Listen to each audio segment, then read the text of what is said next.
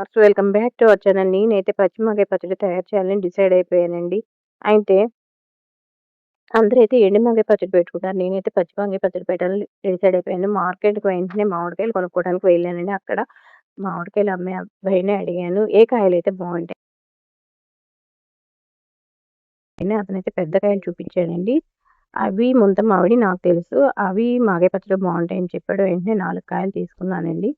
అవి ఇంటికొచ్చి నీళ్ళల్లో వేశాను. తర్వాత శుభ్రంగా కడిగి, తుడిచి ఇలా ఆరబెట్టుకున్నానండి. ఆరబెట్టుకొని పీలర్‌తో ముందు చెక్కు తీసేసి నాకు నచ్చిన సైజులో ముక్కలనైతే క్రాస్‌గా కట్ చేసుకున్నాను. అందరూ అయితే పొడవుగా కట్ చేసుకుంటారు. కొంతమంది క్రాస్‌గా కట్ చేసుకుంటారు. నేనైతే ఈ విధంగా ఈ స్టైల్‌లో కట్ చేసుకున్నానండి. ఆ ముక్కలు కట్ చేసిన ముక్కలను ఒక టేబుల్ తీసుకొని క్లాత్ వేసి చక్కగా ఆరబెట్టుకున్నానండి ఫ్యాన్ గాలి కింద.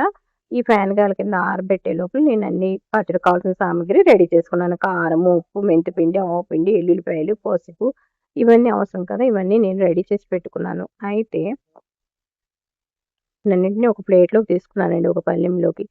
అంటే 4 వెన్నెల ముక్కలకి ఒక గిన్నెడు కారము, హాఫ్ ఉప్పు, కొద్ది మెంతిపిండి, ఆవపిండి పడతాయి. నేనైతే ఒక గిన్నెతో కొలుచుకున్నానండి. 2 గిన్నెల ముక్కలైతే వచ్చినాయి.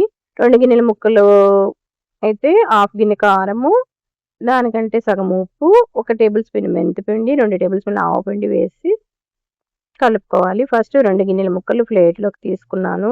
ముందుగానే బాగా ఆయిల్‌ని మరగబెట్టుకున్నాను. పోపు కూడా అందులో కొద్ది నూనె తీసి పోపు కూడా రెడీ చేసి పెట్టుకున్నాను. ఈ లోపల ఈ ముక్కల్ని కొలుచుకున్నాను. నేను చూపించిన సైజు గిన్నెతో 2 గిన్నెల ముక్కలు వచ్చినాయండి. ఆ 2 గిన్నె ముక్కలు ఆ తాంబూలంలో వేసి తర్వాత అదే గిన్నెతో మరగబెట్టిన ఆయిల్ కూడా తెచ్చుకొని అందులో కలుపుకున్నాను. ఎందుకంటే 2, 3 గంటలు ఫ్యాన్ గాలి కింద ఆరినాయి. ఎండలో అయితే ఆరలేదు కదా! కొద్దిగా ముక్కలు పచ్చిగా ఉంటాయన్న ఉద్దేశంతో కొద్దిగా గోరువెచ్చని అదే బాగా కాగబెట్టిన ఆయిల్‌నైతే పోసాను. అనుమానం అనేది ఉండదని. తర్వాత తేమ ఉండకుండా ఉంటదని గోరువెచ్చని ఆయిల్ అయితే పోసాను. తర్వాత దానిలో సగమేమో కారము, దానికంటే సగం ఉప్పు, కొద్దిగా మెంతిపిండి, 1 టేబుల్ స్పూన్ మెంతిపిండి, 2 టేబుల్ స్పూన్ల ఆవపిండి అయితే వేసానండి. వేసి బాగా కలిపాను. పోపు కూడా రెడీ చేసి పెట్టుకున్నానన్నాను కదండీ! ఆ పోపు కూడా తెచ్చి చక్కగా అందులో వేసి కలిపాను. తర్వాత కొద్దిగా ఆయిల్ చాలకపోతే గోరువెచ్చని ఆయిల్ కూడా కలుపుకున్నానండి. ఈ విధంగా అయితే పచ్చడి నేను తయారు చేసుకున్నానండి. గుమగుమలాడే పచ్చిమాగాయ పచ్చడి రెడీ అయిపోయిందండి. ఒక్కొక్కళ్ళు ఎవరికి నచ్చిన విధంలో వాళ్ళు చేసుకుంటారు. నేనైతే ఈ విధంగా చేసుకున్నాను పచ్చిమాగాయ పచ్చడి. కొంతమంది ఎండు మాగాయ పచ్చడి పెట్టుకుంటారు.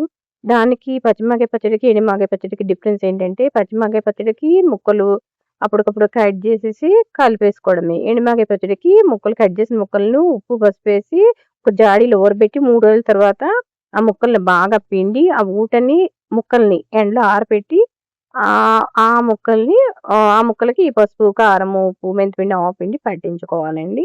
అంతేనండి. ఎండుమిరపకాయ పచ్చడికి, మాగాయ పచ్చడికి డిఫరెన్స్ అదండి. పచ్చిమిరపకాయ పచ్చడి అయితే మనం ఆ రోజే కట్ చేసిన రోజే కలిపేసుకుంటాం. అదే ఎండుమిరపకాయ పచ్చడికైతే కట్ చేసి ఆ ముక్కల్ని ఊరపెట్టి తర్వాత కలుపుకుంటాం. ఈ విధంగా అయితే పచ్చిమిరపకాయ పచ్చడి రెడీ అయిపోయిందండి. మీకు కనుక ఈ వీడియో నచ్చినట్లయితే please like, share and subscribe. గుమగుమలాడే పచ్చిమిరపకాయ పచ్చడి రెడీ అయిపోయిందండి. నేనైతే అన్నంలో కూడా పెట్టుకొని వేసుకున్నాను. నాకైతే చాలా నచ్చిందండి. ఉప్పు, కారము, ఆయిల్ అన్నీ సరిపోయినవి.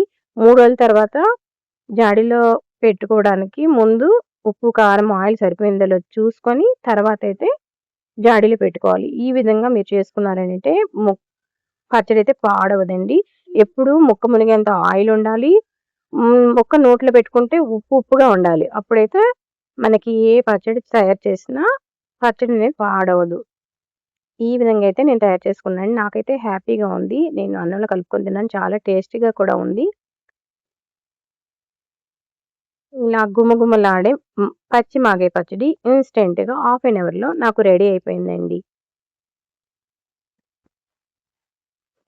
అయితే నాకెప్పుడు పికిల్స్ పంపిస్తారండి. నేనెప్పుడు చేసుకోను. అత్తగారేలే గాని అమ్మ కంటే ఎక్కువ చూసుకుంటారు. అయితే పికిల్స్, వడియాలు, కారం అన్నీ పంపిస్తారండి. నేను చేసుకుంటానంటాను. "నువ్వేం చేసుకోవద్దు, అన్నీ వేస్ట్ చేస్తావు. నేను పంపిస్తాను గదా!" అంటారు. "మీరు పంపిస్తే నేనెప్పుడు నేర్చుకుంటా" అని వాదిస్తా ఉంటాను. ఆ విధంగా ఇప్పటివరకైతే నాకు పంపిస్తూనే ఉన్నారండి. ఇప్పుడు ఆ అమ్మాయి హెల్త్ సపోర్ట్ అవ్వట్లేదు. అయితే కోవిడ్‌లో కొన్ని ఇష్యూస్ వల్ల నేను పచ్చడి నేర్చుకున్నాను. అప్పటి నుంచి నాకు పచ్చడి చేయడము అలవాటయింది. పికిల్స్ చేయడము. మొన్నయితే మాగాయ పచ్చడి పెట్టుకున్నాను. ఇప్పుడైతే మొన్న ఆవకాయ పచ్చడి పెట్టుకున్నా. ఇప్పుడైతే మాగాయ పచ్చడి పెట్టానండి. ఇదే ఫస్ట్ టైము. నాకైతే చాలా బాగా కుదిరిందండి. ఆవకాయ పచ్చడి పెట్టినప్పుడు మా అత్తయ్య గారికి పంపించాను. మా అత్తయ్య గారు కూడా చాలా మెచ్చుకున్నారు. ఈ సంవత్సరం వాళ్ళు కొన్ని హెల్త్ ఇష్యూస్ వల్ల చేసుకోలేదంట. చాలా మెచ్చుకున్నారు నన్ను. మా తోటికోడలొచ్చినప్పుడు నేను ఆ ఆవకాయ పచ్చడి మా అత్తయ్య గారికి పంపించాను. ఇప్పుడు తన హెల్త్ అయితే సపోర్ట్ అవ్వట్లేదు. అందుకు నేను కూడా నేర్చుకున్నానండి పచ్చడి. మనం నేర్చుకుంటే మనం నలుగురికి ఇవ్వచ్చు. ఈ విధంగా అయితే నేను పచ్చడైతే తయారు చేసుకున్నానండి. ఇలా గుమగుమలాడే పచ్చి మాగాయ పచ్చడి ఇన్‌స్టెంట్‌గా హాఫ్ ఎన్ అవర్‌లో రెడీ అయిపోయిందండి. అన్ని ఇంగ్రీడియెంట్స్ ఉంటే మనకి హాఫ్ ఎన్ అవర్‌లో రెడీ అయిపోతే అయితే ముక్కలు ఆరబెట్టుకున్నాక కలుపుకోవాలి. అంతేనండి. టేస్టీ టేస్టీ పచ్చి మాగాయ పచ్చడి రెడీ అయిపోయిందండి. ఈ వీడియో గనక మీకు నచ్చినట్లయితే please like, share and subscribe.